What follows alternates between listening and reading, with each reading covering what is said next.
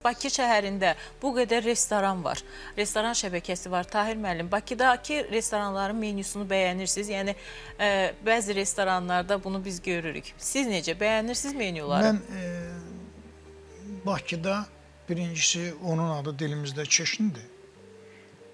Mənim konsantik elədiyim yerlərdə o menyu sözü yoxdur, çeşni yazılır. Çeşni. Və yaxud da tatarlardan götürülmə var, belə tatar deyirəm, Qazaxlar məzir deyir ona. Məzənin siyahısı ya da xörəklərin çeşnisi kimi də çeşni kimi gedir. Qədimdən var idi bu və onu yazmaq üçün mütəxəssis lazımdır. Azərbaycanda bəlkə də 1-3 nəfər zorla taparıq ki, dəqiq menyunun, çeşninin nə olduğunu bilsin və olduğu kimi onu yazsın. Orada olan bədbəxtin nə günahı var?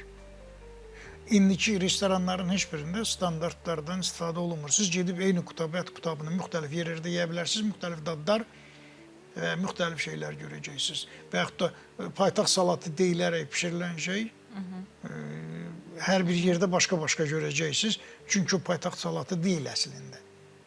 Bunlar internetdən xörək götürüb restoranda pişirirlərsə o restoran deyil.